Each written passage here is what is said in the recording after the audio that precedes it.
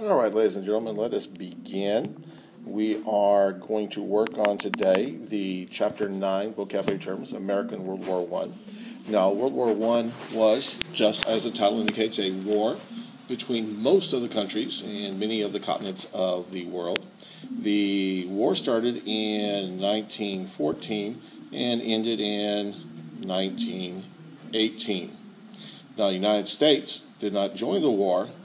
The United States, did not join the war until 1917, April of 1917. And we'll talk about some of these events and which led us into the war, because again, that is our primary focus, which is what led us into the war. So let us begin. This chapter has only about 29 vocabulary terms, and so I'm going to break this into two different short little videos. And we're going to start the first one right now, the first video. We will cover about half the vocabulary terms right now. In the second video, we'll cover the second half. World War I, okay, was started due to four main reasons. There are four main causes of World War I. You have first nationalism, imperialism, the alliance system, and militarism. Now, I'm going to break down these four causes in greater depth a little bit later on in the presentation, probably in the second video. But those are the four main causes. Now, there are events that occurred, like the Submarine telegram, the sinking of Lusitania, events that pushed us into the war or brought us into the war. But those four are the main causes. And again, as I said a moment ago, we'll break those down in greater depth and detail a little bit later on in the presentation. Let's jump into one of the main reasons why we, the United States, got into the war, the Zimmermann telegram. Now, Zimmermann was a German official, and he sent a message to Mexico asking the Mexicans to help them fight against the United States, to fight against the United States on the side of Germany. The promise was, once the war was over and the German/Mexican side won, then the lands that had been stolen from Mexico, as many people in Mexico believed at that time, the land that had been stolen from Mexico by the United States, essentially Texas, New Mexico, Arizona, and California, would then be returned to Mexico. Also keep in mind, this is only a short period of time after General Blackjack Pershing had invaded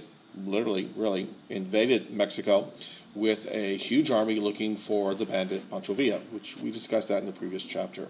So there were a couple of good reasons why the Mexicans might be tempted at this offer, and there's a couple of good reasons why the Germans offered.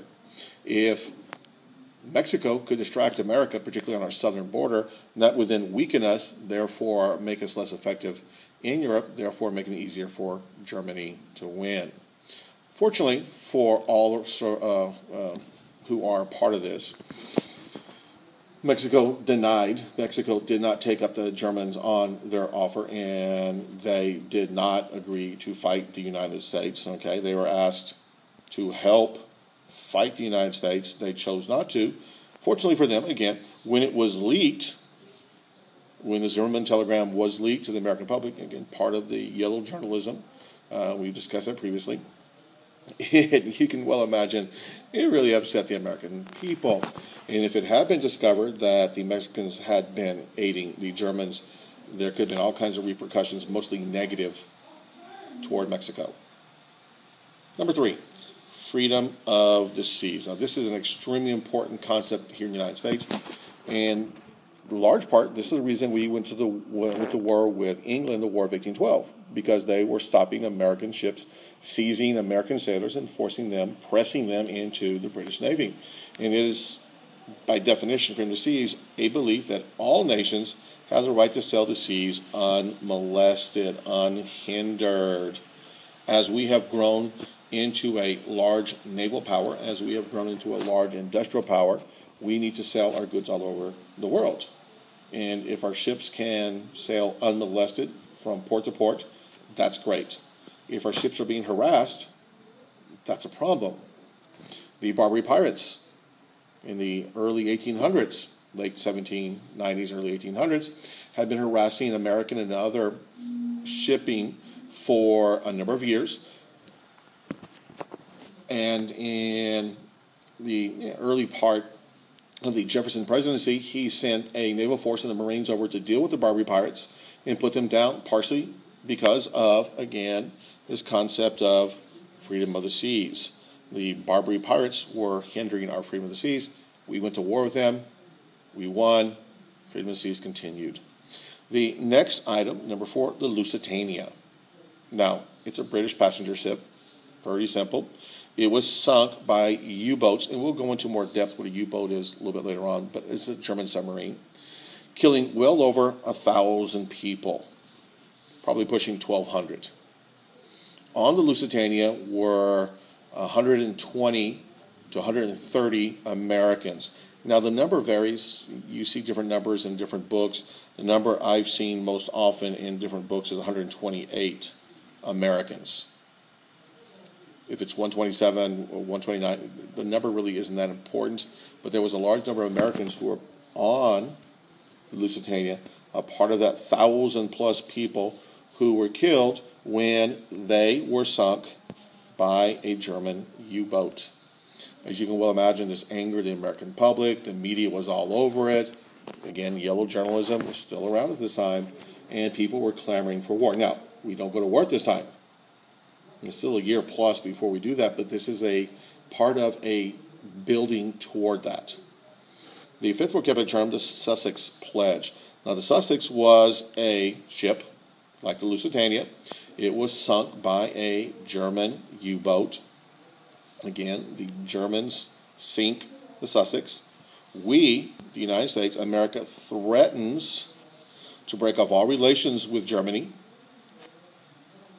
Keep that in mind. We threaten, we don't actually do it, but we threaten to break off relations with Germany. And they, in turn, so we will not break off our relationship with them. They promise not to sink any more ships unless, and this is an important part of it, unless they give a warning first. They're still going to sink the ship. They're still going to blow it out of the water, but they're going to warn the ship first. Now, again, an act of war is an act of war. You're at war. There are civilian casualties. It happens all the time. But what we were really upset with, because of the Sussex being sunk, they pledged not to attack a ship unless they warned that ship first. In that case, the ship could then maybe evacuate some of the women and children, at least send out an SOS, so that way there would be a chance to rescue some of the passengers on board the ship. Let's move on to the next page. Number 6, unrestricted submarine warfare. Think about it for a moment. Unrestricted submarine warfare. Germany attacked all ships flowing. Germany attacked all ships flowing to and from its enemies. Any ships going to or from its enemies, primarily England, France as well, but again, primarily England. The Germans would attack, sink, if they could, all ships flowing to and from its enemies, including, and this is key, including American ships. Now, this takes place after the Sussex Pledge. The reasoning behind this is real simple. We are in late 1916, early 1917. It looked like America was leaning toward joining the war. And so the Germans felt if they could win the war quickly, before we, the United States, either entered the war or able to send large numbers of troops and supplies to the Allies, they could win the war before we got fully involved. So they started up their submarine warfare unrestricted. If they saw a ship and it wasn't German or an ally of the Germans, they attacked it. Now, this, of course, goes against the Sussex Pledge, but, as I said, the Germans were trying to win the war before we could get fully involved in the war, which they felt would allow them to win the war. If we got involved, the Germans felt that they would lose. So in order to stop that, they wanted to win quickly, and this is how they did it. Number 7, the Selective Service Act, essentially a draft. the drafting of American men to serve in the military. This starts in 1917. As I said earlier, we got involved in the war in April of 1917. This is just a few months, about 4 months after the 1916 election, in which Woodrow Wilson, the President of the United States, we talked about him in previous chapters, had promised to keep us out of war. In fact, he ran on the slogan, "He kept us out of war." Again, keep in mind the war started in 14. We did not get involved until 1917. And so for almost 3 full years, he was able to keep his promise. He ran on the phrase, "He kept us out of war." Shortly after he's inaugurated for his second term, we're at war. So we began a draft of men to serve in the military. Number 8, Schenck, which is probably the wrong pronunciation. If it is, I apologize to Mr. Schenck. Schenck versus the United States, 1919. The Supreme Court. Now, again, to get to the Supreme Court, you have to go through a number of lower courts. The court ruled that there were limits to free speech, something that had really never been expressed by the government up to this time. And the court system is a 1/3 of our federal government. The court, the Congress, the executive branch. And so the court ruled that there were limits to free speech, that the First Amendment, the amendment which discusses freedom of speech, did not protect words, okay? The Supreme Court ruled that the First Amendment did not protect words that create a clear and present danger to the American public. They gave the example, which is still used all the time today. You cannot stand up in a crowded theater and yell, "Fire." It's not protected free speech. If the person who did that is apprehended after he did that, let's assume that you do that. You're in a crowded movie theater, you yell "Fire," there's mass confusion, there's chaos, people are running and bumbling and fumbling and stumbling, people get hurt, the theater is damaged. The person who yelled "Fire," if that person is caught, is liable for those damages and those injuries. So this is the first time we attempt to limit speech if that speech presents a clear and present danger. Now, what is a clear and present danger? That's the tricky part. It can vary. Number 9, the AEF, the American Expeditionary Force. This is the first wave of American troops that were sent to Europe to fight against the Germans. The first wave of American troops, well over 1 million men, sent to Europe to fight against the Germans. Now, this is what the Germans were trying to avoid when they started up their unrestricted submarine warfare. They were attempting to keep our men. Again, we're looking at well over 1 million men, and I think the book gives the exact number. Over 1 million men, probably closer to 2. Over 1 million men were sent to Europe to help fight against the Germans. This infusion of new blood, this infusion of new weapons, this infusion of enthusiasm bolstered the Allies who were lagging. I mean, they had been at war in Europe for 3+ years. Millions of lives lost. What would be today hundreds of billions of dollars of damage done. And all of a sudden, the Yanks show up, fresh and eager to fight, with all kinds of new weapons, and it turned the tide of war into the favor of the good guys, the Allies. Number 10, General John Blackjack Pershing. We talked about him in the previous chapter. He was the man sent by Wilson into Mexico trying to capture Pancho Villa. He wasn't able to do that, but in this case, we're referring to Blackjack Pershing as the leader of the AEF. He was the American general put in charge of the American Expeditionary Force that was sent to Europe to help combat the German threat. All right, we'll do one more slide, and then we'll stop this video, and then we'll come back with a second video and finish it up. Now, the best-known battle of the entire World War I is the Battle of the Argonne Forest. As it states there, the best-known battle of World War I. It was the final and most important battle for the AEF. Now, again, We joined in April of 1917. The war ends in November of 1918. So we are looking at about 18 months, give or take a few weeks. So we did fight in a number of battles. We fought on the ground using our tanks. We fought in the air. We fought on the seas. But this is really the final. This is the reason why it is so important. The final and the most important battle for the AEF, the American Expeditionary Forces. Over 1.2 million Americans were involved in this particular battle, with 117,000 casualties, dead and wounded. From this point forward, the Germans were beaten, and it didn't take very long for them to surrender. So, Battle of Argonne Forest, Argonne Forest, best known battle of World War I. And we'll talk about one reason why that was in a few moments. It was the final and most important battle for the Americans. 1.2 million Americans participated, 117,000 casualties. Now again, that seems like an awful lot. But keep in mind, there are about 20 million dead as a result of World War I. So 117,000 casualties pales in comparison, unless you're one of those 117,000, of course. But overall, we Americans got away pretty unscathed when you compare our numbers of dead or wounded to the Russians, for example, or the Germans.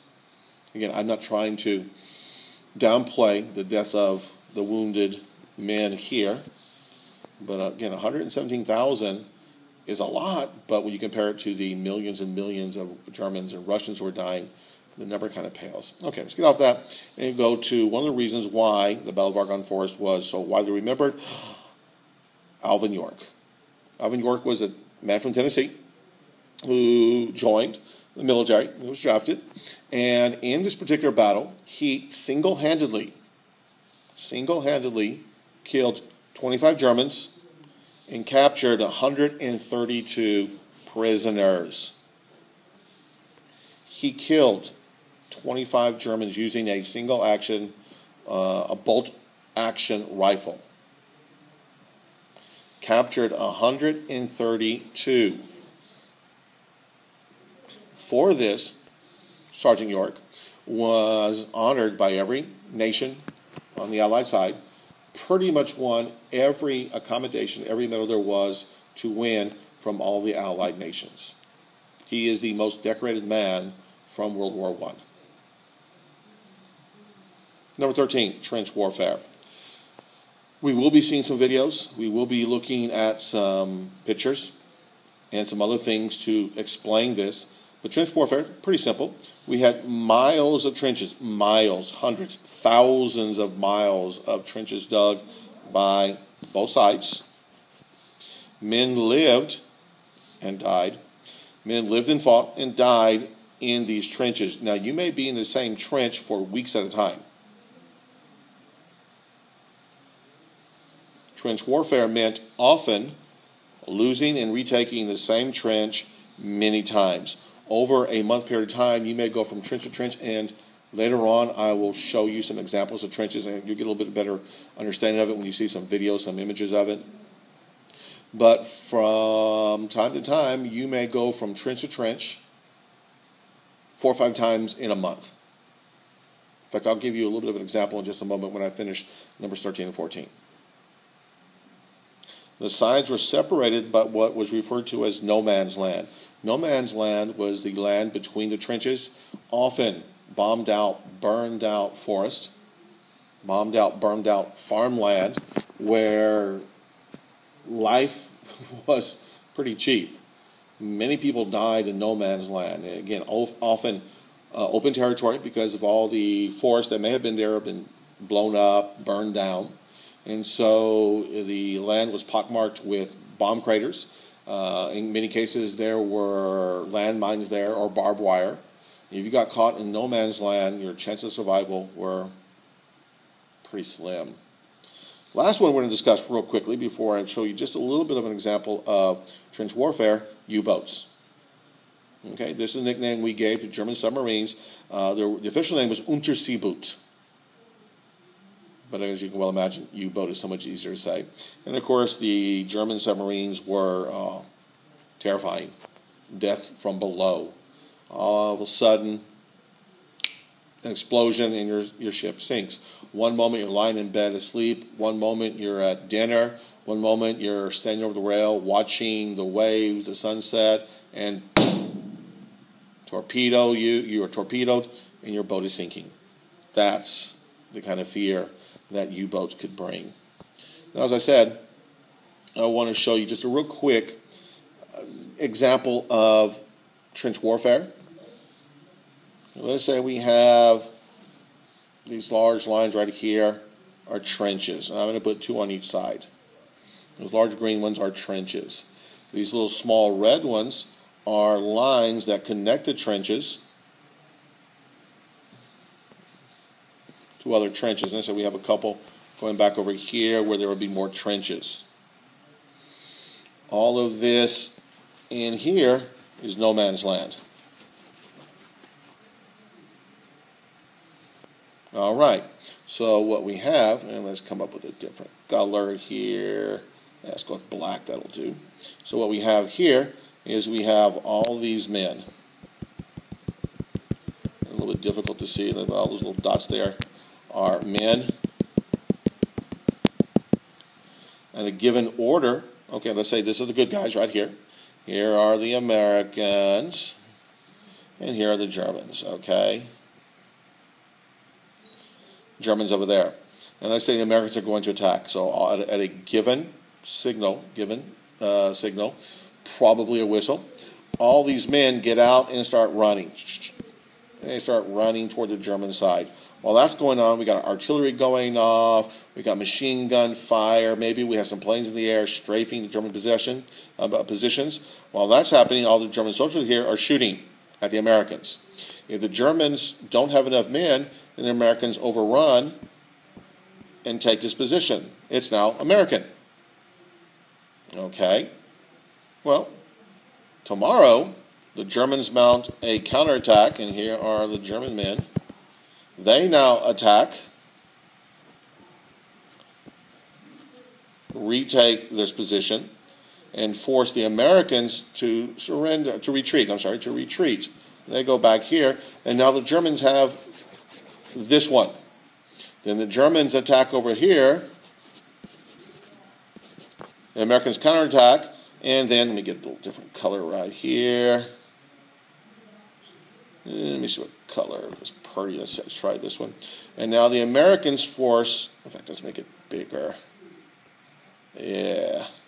There we go. And so now the Americans force the Germans